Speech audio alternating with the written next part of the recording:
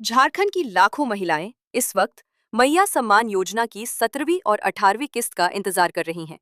लेकिन इसी बीच सरकार बजट में महिलाओं के लिए एक नए और बड़े ड्रीम प्रोजेक्ट की तैयारी करती दिख रही है।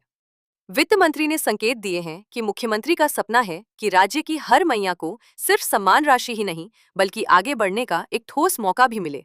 इसी सोच के तहत महिलाओं के लिए 20,000 रुपए का आसान ऋण उपलब्ध कराने की योजना पर काम चल रहा है। इसका मकसद साफ है। जो महिलाएं कुछ करना चाहती हैं, छोटा व्यवसाय शुरू करना चाहती हैं, उन्हें अपने पैरों पर खड़ा होने का अवसर दिया जाए। इस मुद्दे पर बात करने के लिए हमारे साथ वरिष्ठ पत्रकार राकेश रंजन जुड़े हुए हैं।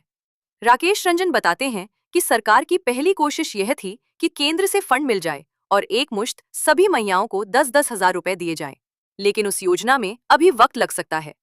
ऐसे में राज्य सरकार ने यह फैसला किया कि कम से कम महिलाओं को स्वरोजगार से जोड़ने की दिशा में कदम बढ़ाया जाए और इसके लिए 20,000 रुपए का ऋण दिया जाए। अगर ये योजना लागू होती है तो इसकी तारीफ करनी होगी, क्योंकि इसमें महिलाओं की आर्थिक आत्मनिर्भरता की बात हो रही है।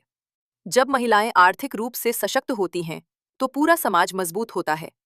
इस योजना को अमली जामा पहनाने के लिए वित्त मंत्री राधाकृष्ण किशोर ने राज्य स्तरीय बैंकर्स समिति, रिजर्व बैंक, नाबार्ड और अन्य बैंकों के साथ बैठक भी की है। इसके बाद अब योजना को जमीन पर उतारने की तैयारी चल रही है। खास बात यह है कि मैया सम्मान योजना से जुड़ी 45 वर्ष तक की आयु वर्ग की महिलाओं को ये ऋण अपेक्षाकृत आसानी से मिल सकता है। बैंक भी इस योजना को लेकर ज्यादा आशंकित नहीं होंगे, क्योंकि मैया सम्मान योजना की जो 200 रुपए प्रतिमाह की राशि लाभुकों के खाते में आती है, उसी से ऋण की किस्त समायोजित की जा सकती है।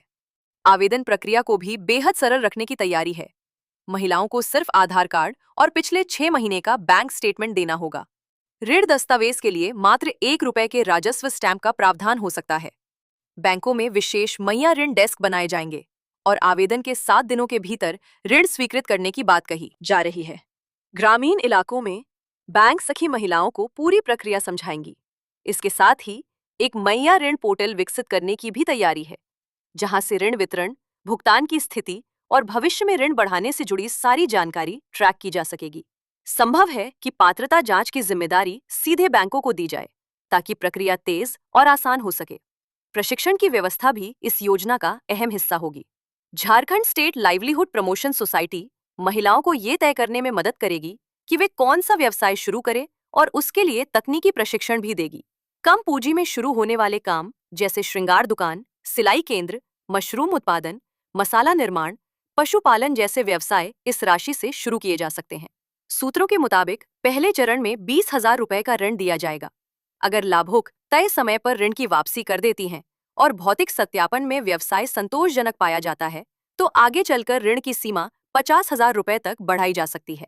ब्याज दर को लेकर चर्चा है कि ये किसान क्रेडिट कार्ड के आसपास रखी जा सकती है। एक परिवार की सभी पात्र महिलाएं इस योजना के लिए आवेदन कर सकेंगी। बिहार की योजना से तुलना करें तो वहां महिलाओं को पहले 10-10 हजार रुपए दिए गए और फिर आगे ऋण बढ़ाने की बात हुई। झारखंड में शुरुआत सीधे 20,000 रुपए के ऋण से की जा रही है, जो एक बड़ा कदम माना जा रहा है। विशेषज्ञों का मानना है कि छोटे छोटे व्यवसाय न सिर्फ महिलाओं को आत्मनिर्भर बनाते हैं, बल्कि स्थानीय स्तर पर रोजगार भी पैदा करते हैं। राज्य की जीडीपी बढ़ती है और महिलाओं का आत्मविश्वास मजबूत होता है। फिलहाल ये योजना बजट का हिस्सा बनकर औपचारिक घोषणा का इंतजार कर रही है। लेकिन जिस तरह से सरकार की तैयारियां दिख रही हैं, उससे साफ है कि मैया उद्यम योजना को लेकर सरकार गंभीर है। अगर ये योजना लागू होती है तो झारखंड की लाखों महिलाओं के लिए ये एक बड़ी सौगात साबित हो सकती है।